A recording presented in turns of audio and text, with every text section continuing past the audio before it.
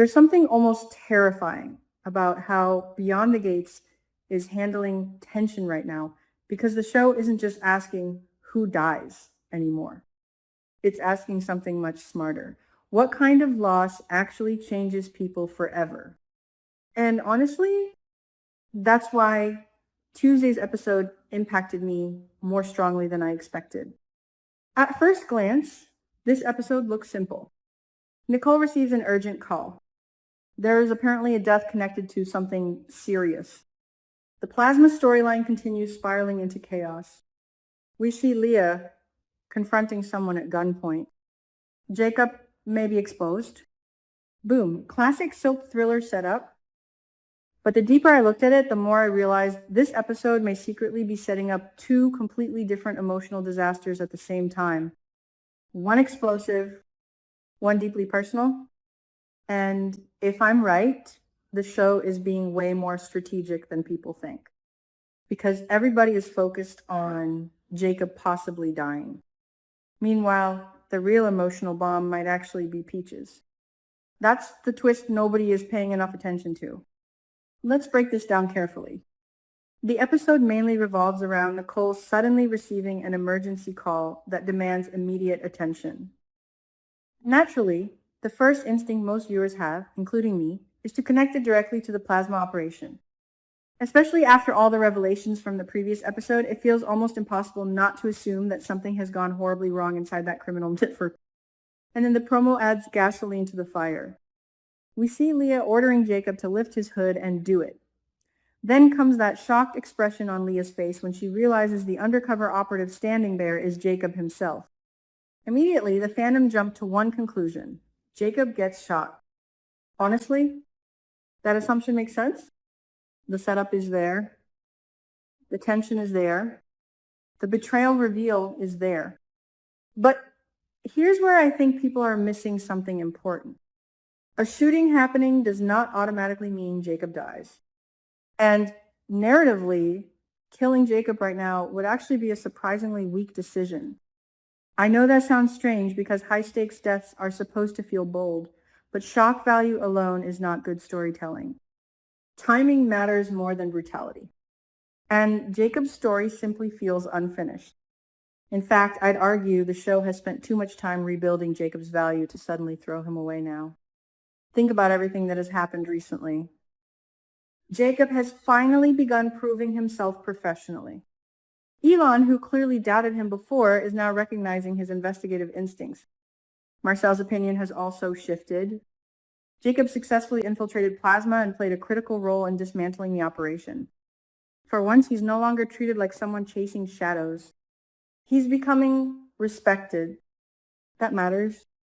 Because stories usually don't reward a character with emotional validation right before killing them off unless the goal is pure tragedy. And I don't think Beyond the Gates is aiming for tragedy here. I think it's aiming for transformation. There's a difference.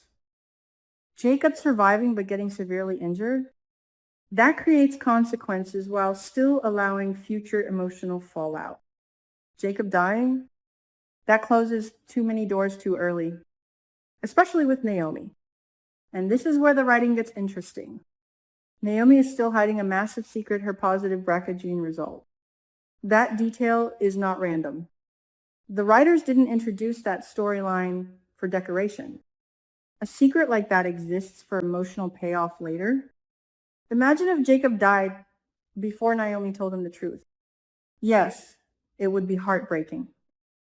But it would also interrupt the emotional trajectory the show has been carefully building. Naomi's guilt would become permanent instantly, leaving very little room for evolution beyond grief. But if Jacob survives, now the secret becomes explosive. Now Naomi has to wrestle with timing, honesty, fear, vulnerability, and the possibility of losing him while he's still alive. That's dramatically richer. This is why I believe the warehouse shooting absolutely happens, but Jacob survives. Probably wounded, possibly critically wounded, but alive. And honestly, that scenario may be worse for everyone emotionally. Because Leah discovering Jacob is the mole changes everything. The moment she recognizes him, the operation stops being business and becomes personal. That's dangerous. Leah already feels unstable lately. There are clear signs she's losing control emotionally. So now we have a woman under pressure running a violent operation, suddenly discovering betrayal from someone standing directly in front of her. That's not just tension. That's volatility. But there's another question I can't stop thinking about. What if Jacob exposed himself too early? Seriously, think about it. The true leader behind the plasma organization apparently still hasn't appeared yet. So why would the confrontation escalate now? Either Jacob and Grayson made a strategic mistake or someone intentionally manipulated the situation. And that possibility changes the entire interpretation of the scene. Because if this was a trap, then Leah may not even be the ultimate threat here. She may be another piece on the board. That would explain why the reveal happens before the operation feels complete. Something about the timing feels off, almost too convenient. And Beyond the Gates has been increasingly interested in misdirection lately, which brings me to the most fascinating part of this entire episode. The possibility that the death Nicole responds to has absolutely nothing to do with plasma. Now, that would be smart writing. Because while viewers obsess over the warehouse chaos, the show could quietly deliver a completely different emotional catastrophe elsewhere. Classic parallel drama structure. One event creates adrenaline. The other creates grief. Together, maximum emotional impact. And honestly, I think the strongest candidate here is Peaches. I know it sounds crazy at first because everyone immediately wants the death to connect to the criminal storyline. But narratively, Peach's condition has been quietly worsening in the background for a while now. The show already gave us warning signs. She vomited blood previously. Doctors temporarily stabilized her. But temporarily is the key word. Terminal illness storylines in soaps often work exactly like this. Brief recovery, emotional calm, then devastating decline. So Nicole rushing urgently to comfort a colleague like Eva suddenly makes perfect sense. And if Peaches dies, the emotional fallout could be enormous, especially for Leslie. Actually, I'd argue Peaches dying might affect Leslie more deeply than any plasma-related tragedy. Because underneath all Leslie's anger, manipulation, and obsession with the Dupree family, there's a painfully insecure woman driven by abandonment and unresolved grief. That's the psychological core people keep ignoring. Leslie's hatred didn't appear from nowhere. In her mind, Anita represents the destruction of her family history. Leslie believes Barbara's downfall and ultimately her death traces back to Anita, removing her from the music group. Whether that belief is fair or irrational almost doesn't matter anymore. What matters is that Leslie has emotionally built her identity around resentment. And Peaches was the one emotional anchor she still had. That relationship is important because Peaches wasn't just family, she was validation. She carried secrets. She protected truths. She helped Leslie gain access to wealth and status. But here's the cruel irony the show may be building toward. Leslie finally gains financial power, only to realize money cannot save the one person who made her feel emotionally secure. That's devastating. And honestly, it's one of the smartest thematic contrasts the show could explore. Because plasma is fundamentally about exploitation, power, survival, and control. Meanwhile, Peach's possible death represents the complete helplessness of human loss. No manipulation, no strategy, no revenge plan, no money, just grief. That contrast matters a lot. And if the writers are truly clever, they'll use Peach's death as the event that determines Leslie's future trajectory. This is the real crossroads. Does Leslie finally let go of her hatred after losing someone she genuinely loves?